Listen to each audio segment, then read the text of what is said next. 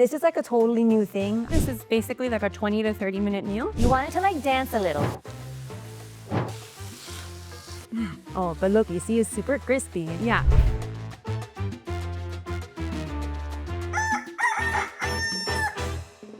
Hi, I'm Christy. And I'm Annie. Welcome to Abuela's Counter, where we make cooking simple and fun. Welcome to our Classic Cuban Series, where we're gonna be taking one delicious Cuban recipe and we're gonna break it down for you so that you can do it in your kitchen. And today we're working on picadillo. So let's get started. Let's jump right in. First things first, ovens on. Yes, oven's on. Now, we're gonna start with the potatoes. What we're gonna do is we're gonna bake our potatoes because our abuelas used to fry the potatoes for their picadillo, but We don't fry. we don't fry. It takes too much time. It makes it a little unhealthier and I mean, who needs any of that? So what we'll do is we'll chop up our potatoes, we'll season them up. Okay, so we're gonna use a neutral oil, like avocado oil first, and then we always use an oil so that way the seasoning has something to stick onto. And then just, yeah, Drizzle. a good drizzle. And then we've got oregano and garlic powder and salt. So always the salt. So I like to kind of move them around and then I'll add the seasoning. It might look like a lot, but honestly, it kind of soaks into the potato. Okay, and then when you're placing them on the sheet pan, I like to just make sure that they're all in one layer because that really makes sure that each side will be crispy, you know? Yep. All right, we pop these into the oven and then we're moving on. So the potatoes are in the oven, so we're gonna move on to our next step, which is Searing the meat. Yes. So very important. This is not traditional. Usually you would put the soffrito in and then do the meat, but this kind of makes everything really, really crispy. We're going to literally sear the brick of beef. So our best suggestion is to use something with really great quality. So even though, yes, it's ground beef, we're using an Angus cut. Best quality you could buy. You can find all of that on the recipe at our website, abuelascounter.com. So now you hear the sizzle. Do you want to season this? Or do we want to leave We'll it? season one side with salt, just with salt and Okay. pepper for right now. Okay. This is like a totally new thing.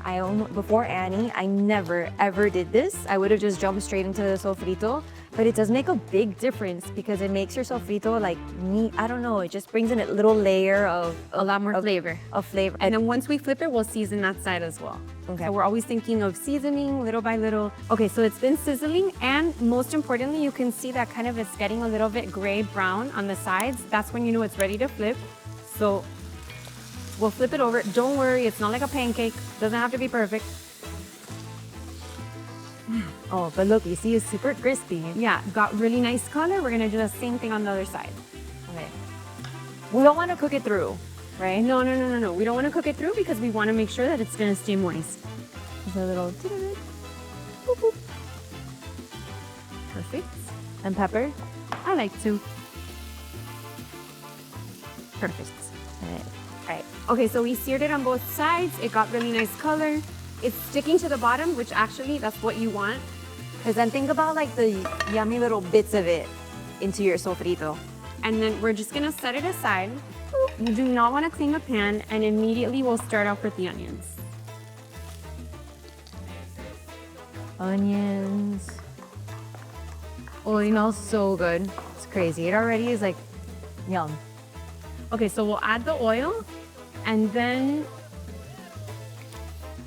we'll just kind of wait, right? How much oil? So we have the exact measurements on our website. Right. So if you're someone who loves to stick to those measurements in the recipe, perfect. We have that for you. We have done this recipe many, many times, and we've double checked it and triple checked it. So you can definitely go with that. But as wonderful as it is to have a recipe, it's very important that we just also see what's happening. And it's just enough oil. So true. To kind of make sure that everything is looking like really glossy. It's not swimming in oil. You want it to like dance a little. Yeah, You just want it to exactly. dance in there. Exactly. Do we want to season it? And then, yeah, let's go ahead and we'll season with salt because that also helps it kind of release all of the... She's a boss. I don't know if you guys can tell yet. Go ahead. Sorry to interrupt the lesson. And then we'll do a little bit of sazon. We'll do the bay leaf. Already, Baileys? Yeah, we'll put the bay leaves in there.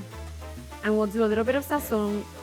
I always say that when we're adding things like sazon, any kind of seasoning, if you're working on any kind of stew, you want to add your seasoning from the get-go. And, and you want to add the seasoning from the get-go because it actually develops more flavor. Everything kind of absorbs it more naturally. It like opens it up. It opens it up. It opens got it. you.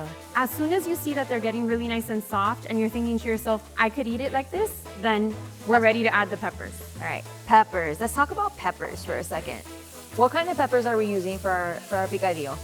I like adding All of them? Yeah, add them all. I like adding different color peppers. Just A, it looks beautiful, and B, they all have a very kind of different taste to them. So again, we're always thinking of, you know, those little layers of flavor. And the way it looks. Because And the way it looks, we want to the eat something color. that looks good. Yeah, absolutely. But we're not using green peppers. We don't do green peppers. Controversial. Yeah, but you know what? Neither did my grandmother. Yeah. So, I mean, I feel like I got the blessing not to use This is a non-green pepper Cuban blog that you're finding here. The green pepper that you do see is in this case, it's a poblano. We also would use a cubanel pepper interchangeably, and they just add a lot more flavor. So why would I add something that takes away flavor when I could add something that gives flavor? And that's how I think about the green pepper.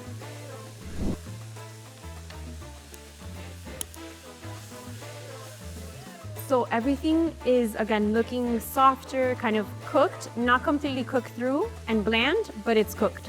So we're gonna push everything to the side, I love this trick. and then we're gonna add the garlic. So this may seem like, it's silly, what's the point? But when we do this, we kind of ensure that the garlic sautés versus steaming. And it really makes such a big deal and a big, big difference in the final product. People always say Cuban cooking has way too much garlic, but typically that's because they throw in garlic at the end or they don't cook it all the way through. And so that's all you taste, the garlic. But like this, it's just another layer. Yeah, you can even see it. Like, Yeah. it's getting nice and golden. Perfect. See, once it's like this, and you see it's a little bit golden brown, you don't want to let it get too brown, then you could kind of mix it into everything else. What's gonna happen now? Now we're gonna deglaze the pan. It's about half a cup. Half a cup. All right, so we could go ahead and add the vino seco. We both agree that you always use vino seco. Yes, try to find the best quality vino seco. To me, this is the best quality. This is the best one we have found, for sure, by far. If you don't have, go ahead. If you don't have really good quality vino seco, then I would suggest white wine. Just any kind of white wine, Sauvignon Blanc, something really, really dry. Whatever you have open in your fridge, Yeah. a little bit, because that also helps deglaze the pan. Yeah. All right, time to add in the beef. Where's the beef? Okay, Right. we're gonna add it all in and the juices. And So, the yeah, juices, like I'm just blowing. just go. Sorry. Okay, and then as soon as it goes in, we're gonna start mashing it. And so now what are we gonna do? Like, we get this all mixed, I get this all mashed. We get this all mixed, and when we seared it, remember, we didn't cook it all the way through. So as we're kind of mixing everything in there, the meat is cooking, we're gonna add some water, and then we're going to just let it cook down a little bit. I think also it's good to know, if you're using a leaner meat, it doesn't need to really sit as long, right? You don't wanna overcook it. Right, and we'll definitely need, when you're using a lean meat, you'll need a little bit more liquid, because remember, we have the oil, we have the peppers, all of that adds moisture, but we need also just maybe a little bit more liquid. But we're gonna kind of show you guys how we want it to look in the end, and that's what we want you to mimic at home. All of these recipes, especially this one, like we said, this is something that we do many, many times, very, very often. That we all grew up eating. We all grew up all the eating. time. So our recipe on our blog is there to kind of guide you step by step by step. Let it cook through, and then we'll add some liquid to it. We've mashed everything to Annie's liking, and now, because again, there's not a ton of juice, we're gonna add a little bit of the water. So I like adding a little bit, and then we can always add more. So I added now about a cup. That would be about a cup. And then we'll grab the potatoes, take them out of the oven, put them in here.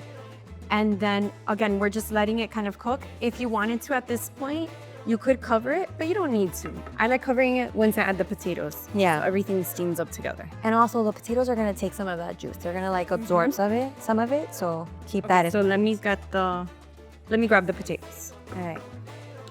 All right, potatoes look good. Look at Nice that. and crispy. Zero stress potatoes. You got so much done while they were cooking. That's what I love about it. You did something else, so Yeah. it's not It took your a hand. waste of time. It's hands-free. Oh my God. Looks delicious because I do feel like it helps the potatoes absorb everything. So let's go ahead and cover it. We'll cover it for a couple of minutes and then finish it up. All right. Beautiful. It's so perfect. Okay, let's give it a stir. And then I like to finish it off with the olives and the raisins. The raisins plump up. The olives kind of lend their briny juice. So We know there's a lot of debate out there about whether or not you should add your raisins, and we're here to tell you that you absolutely should. Like, it's not actually a debate. It's ridiculous. We know you don't like them. That's fine, but they bring a balance to the dish that the dish needs. It just does. The picadillo will not taste the same without it. It will be good. It'll be fine, but the raisins will make it it great. just won't be Cuban Picadillo. Yeah. Also with the olives, I love adding a little bit of the olive brine because again, another layer of flavor. It just kind of Yeah. is a good it's a good like balance to everything. Oh my goodness. And that's it, by the way. That's It's it. done. All right, we're done. Done. We did it very quick. I would say this is basically like a 20 to 30 minute meal. Start to finish. Start to finish, yes. And one of my favorite things about picadillo is actually not eating it straight up. It's all the things you can do with picadillo. After. Yes. Guys, you're saying like, so I could take this, eat it today, and make it into Anything. empanadas. Yes. Tambor, which is shepherd's pie. You can make it into stuffed peppers. stuffed zucchini. Yeah, there's so much you can do with it. To make Tacos. it. Yeah. It's endless. So we would say make a little extra, always, because you could always mix it up the next day and you Yeah. won't even notice. I eat it with a spoon. She brought out a fork. I'm like, who eats picadillo with a fork? I do. Extra raisins on mine. I do spoon. Delicious. Great. Perfect. I hope you enjoy it, and we hope to see you next time.